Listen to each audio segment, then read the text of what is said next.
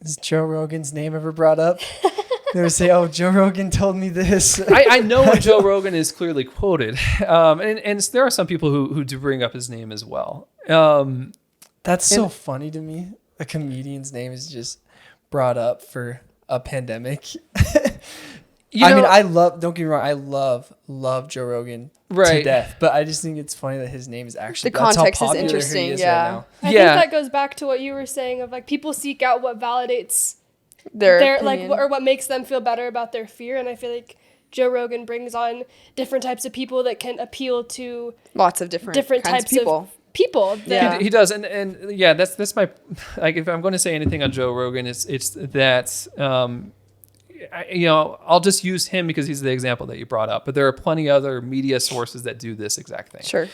And that is that he paints the image that he's the everyday man.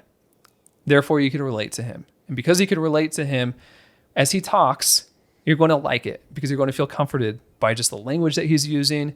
He's going to ask questions that most people will ask as well. Mm-hmm. He's going to invite guests who are going to bring in a perspective that might be enough to capture your attention and have you question things.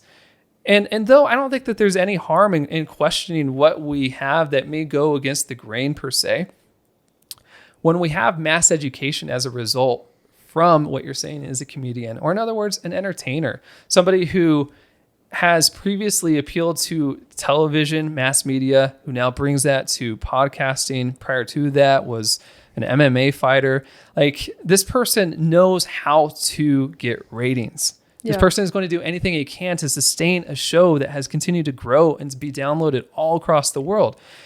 When we place our value in that, which is popularity, and it's popular opinion that is educating us, and it's not the standard education, which is like actually going into an environment where you exchange ideas, you listen to one another, compare thoughts, and it is designed to be boring in some ways and not just entertaining.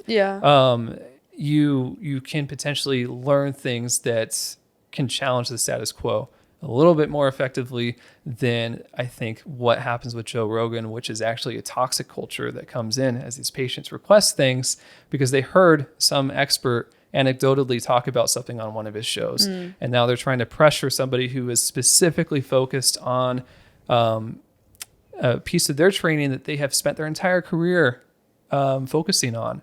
That puts you in a hard position. And it puts us in a really hard position because we have to do what's medically sound. We have to do what's medically correct. We have to do what's studied. We have to do what the community endorses. And if you don't do those things, are you going to cause harm to your patient? Or are you going to put your own license at risk? And I don't think there are many practitioners who are willing to do that. I think, long story short, we do love Joe Rogan.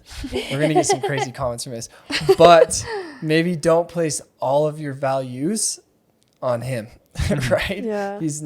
He shouldn't necessarily be anybody's Bible. Yeah. Right? That you live by. Nor should anything, like any one source, be That's a great your point. only place for information. Right. That's a great point. Right. And honestly, I'm only saying this because you brought his name up specifically. And I, again, it's like, I'm just saying, maybe it's seeming like a scapegoat in my opinion here, but the same thing could be said, I feel, of it's just. Same goes with any source, right? Same thing goes with any source. He's not the only one that has millions of followers.